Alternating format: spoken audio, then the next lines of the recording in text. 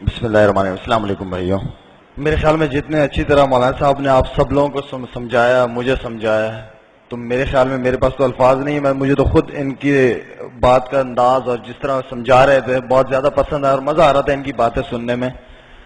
میں تو یہاں پہ ہماری جماعت ہے جمشید بھائی، ان سے میں ملنے آیا تھا. ہمارے بزرگ ہیں بڑے، میرا کافی تعلق ہے ان سے. تو یہ اللہ کے راستے میں نکلے تھے، ہم نے کہا ہم بھی جائیں، ان سے ملیں، تھوڑی سی دعائیں لیں اپنے لیے. جس طرح میں نے پہلے کہا کہ اچھی طرح انہوں نے سمجھا دی. میرے پاس خیر اتنے الفاظ تو نہیں ہے بولنے کے لیے، لیکن ایک بات میں لازمی آپ سے کہوں گا کہ اللہ تعالیٰ نے کرکٹ کے ذریعے مجھے پوری دنیا گھمائی. کالے پیلے ہر قسم کے لوگوں میں، امیر ہو غریب ہو، ہر قسم کے لوگوں کے بیچ میں اللہ نے مجھے توفیق دی بیٹھنے کی، ان سے ملا. لیکن آپ یقین کریں میں نے ایسے ایسے لوگوں کو دیکھا ہے کہ جن کی صرف تنخواہ کوئی 2 سے 2,500 روپے تنخواہ ہوگی، 5-6 بچے ہوں گے، اور آپ یقین کریں کہ ان کی زندگی اتنی زبردست اور اتنی سکون والی زندگی. آج کل کے دور میں 2-2,500 روپے والا بندہ، 5-6 بچے، سمجھ نہیں آتا کہ بندہ کس طرح اسکول بھی جاتے ہیں، کھاتے پیتے بھی ہیں 3 وقت کا، اور کوئی پرابلم نہیں ہے ان کو. اس کی وجہ صرف اور صرف جو مجھے نظر آئی ان کا تعلق اللہ سے بہت زیادہ ہے.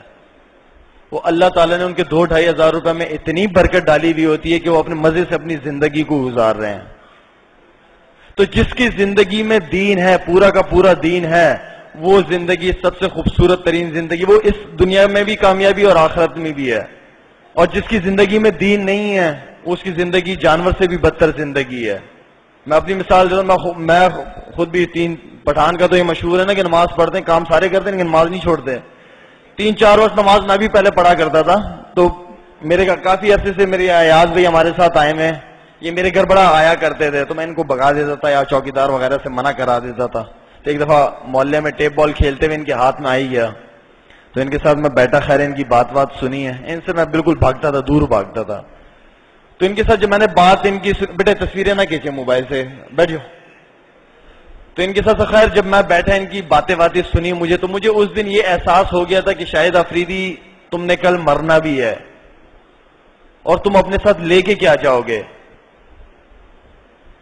تو یہ چیزیں بار بار جب سے میری ان کی ملاقات ہوئی، یہ چیزیں میرے ذہن میں گھومتی تھی یار کہ واقعی میں کل مروں گا، میں اپنے ساتھ کرکٹ یہ چھکے چوکے تو لے کے نہیں جاؤں گا جو کبھی کبھار لگتے ہیں مجھ سے، یہ تو میں اپنے ساتھ قبر میں نہیں لے کے جاؤں گا، نہ اس کے سوالات ہونے مجھ سے قبر میں.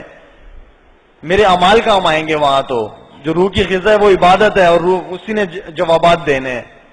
تو میں نے کرکٹ تو کام نہیں آئے گی میری وہاں پہ. تو بہتر یہ ہے کہ پھر خیر ان سے ملاقاتیں ہوتی رہی، ان کے ساتھ 3 دن کے لیے چلے گئے، 1 دن کے لیے چلے گئے، بزرگوں میں جا کے بیٹھے، اچھی محفلوں میں. ابھی یہ میں شکر ادا کرتا ہوں اللہ تعالیٰ کا کہ اللہ تعالیٰ نے مجھے اس محفل کا حصہ بنایا. یہ کوئی چھوٹی محفل نہیں ہے، یہ بہت بڑی محفل ہے. تو اس طرح کی محفلوں میں جانا شروع کیا میں نے. تو آہستہ آہستہ سے مجھے خود اپنے آپ میں تھوڑا سا فرق نظر آنے لگا، تھوڑے سیدھے راستے کی طرف آیا.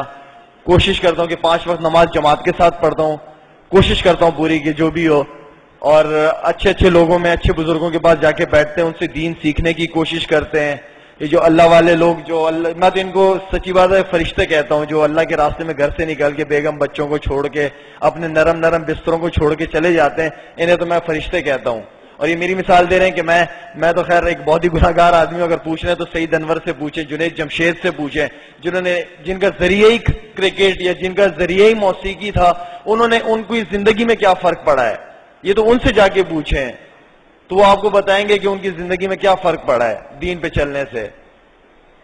جو اپنے گھر باہر کے نرم بستروں کو چھوڑ کے مسجد کی چٹائیوں پہ جا کے سوتے ہیں، یہ تو ان سے جا کے پوچھیں کہ ان کو اس دین سے کیا مزہ آیا ہے. تو اللہ تعالیٰ جب آپ اللہ کی طرف چلتے ہیں تو اللہ آپ کو اسی دنیا میں دکھانا شروع کر دیتا ہے کہ دیکھ تو میری طرف آ رہا ہے، یہ لے. صرف یقین کیے، یقین بنانا ہے ہم نے اپنا. اب یقین یہی ہے ہمارا، یقین صرف بنا ہے پیسے کے اوپر، کہ جو کچھ ہوتا ہے پیسے سے ہوتا ہے، اس کے بغیر کچھ نہیں ہوتا. ٹھیک ہے پیسہ ضرورت ہے، حلال طریقے سے ہو تو بہت اچھا ہے. پیسہ ضرورت ہے، کوئی فرض نہیں ہم پہ ہے تو شکر ہے، نہیں ہے تب بھی شکر ہے. ہمیشہ اپنے سے نیچے لوگوں کو دیکھیں، اللہ کا شکر ادا کریں. جو کچھ ہونا ہے، بھی بہت سارے یہاں پہ بچے ایسے ہیں، لوگ ایسے ہیں جو میری وجہ سے اس مسجد میں آئے ہیں، یہ مجھے پتا ہے میری وجہ سے، لیکن میں آپ کو کیا دے سکتا ہوں.